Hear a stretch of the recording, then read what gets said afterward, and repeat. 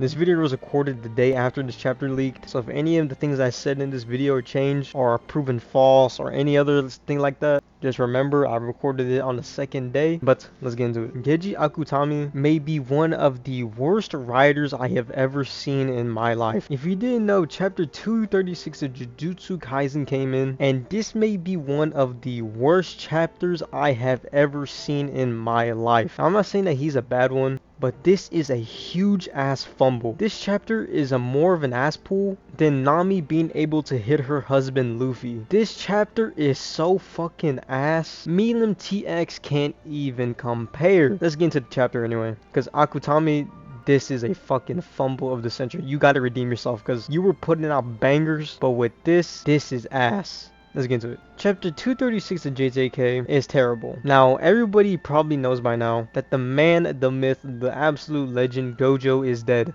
Now, I honestly predicted this. I mean, if Gojo beats Sukuna, what else is there gonna be? Like, might as well as make Yuji just disappear.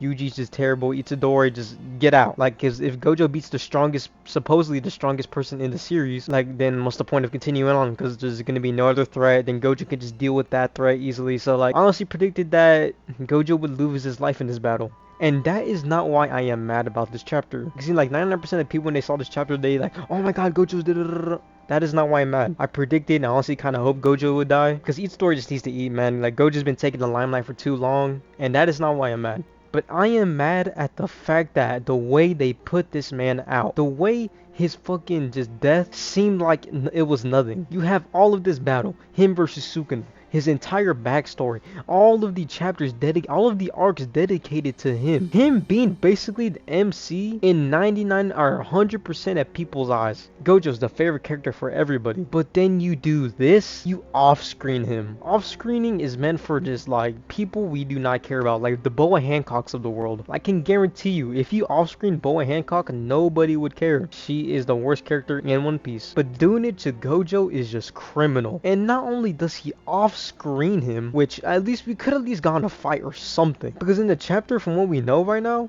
it goes from a flashback to just him in half. What kind of writing is that? That is just an ass pull. And that's just because Akutami doesn't like Gojo. Gojo got the moderate treatment. They were both too OP for their series. And the writers, they didn't know what to do. So they had to make up some BS on the spot to kill him off or destroy them, you know, whatever. So he just like, oh, I'm just gonna kill him right there.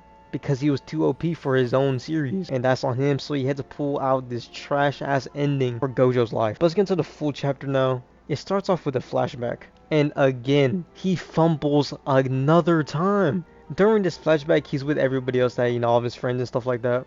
But in this rough translation, it's still rough translation, by the way, we still haven't gotten the official manga to come out yet. But in this rough translation, Gojo says that Mahoraga does not matter. He would have lost anyway.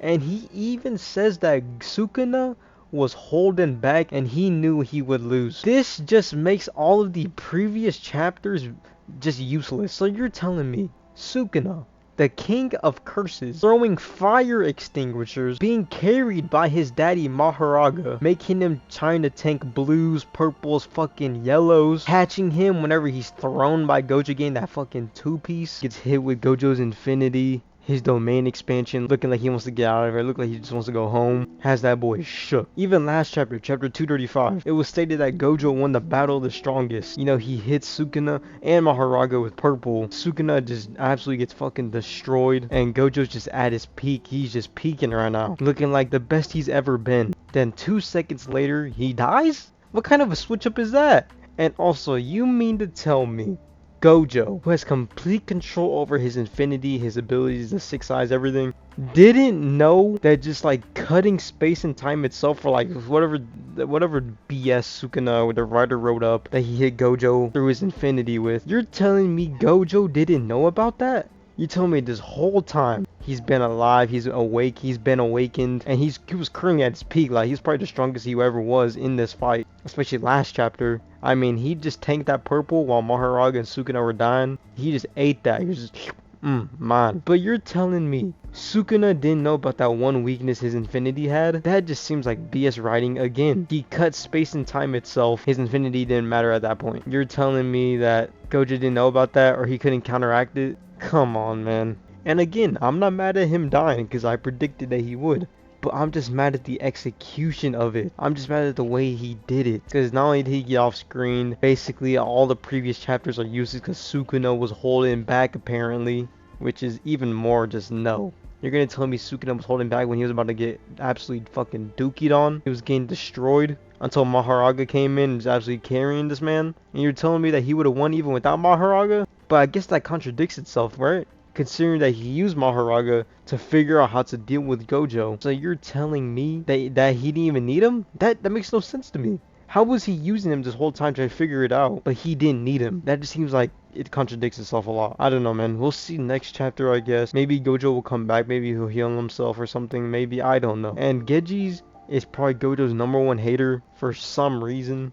I mean, he probably wanted this man dead a long time ago. He probably wanted him dead like the second arc of the series. But he just kept him around and does this. I don't know, man. Maybe we'll see even the next chapter or two. Gojo comes back somehow, which I don't know how he can come back. He's like split in half. I mean, I don't even know if he can heal that. So that will even be an ass pull if he can somehow sew himself together and live. That just seems like an ass pull too. I don't know. We'll see though. Let me know your thoughts on this chapter below. Wait, let me know what you think, where the secrets are gonna go. Let me know if you think it was bad or good. And yeah, Luffy and Nami on top, best couple in One Piece, best couple in anime. Luffy and Nami on top, sir. If you want some of the best merch in the game, check out my store, lunanameryshop.com. They have this Japan scenery one, 2-in-1, they're perfect for working out in, breathable with high quality as well. We also have this OG Trio 2-in-1 shorts, the all black and white, hand drawn, this Nika / Gum Gum fruit design with a secret Luffy and Gear 5 text. Those go crazy, especially with the purple. Ooh, my lord. And we also have some AirPod cases if you want those. We have a Luffy normal one, but we also have a Gear 5 Nico one as well. So have fun with this and let's get to the rest of the video.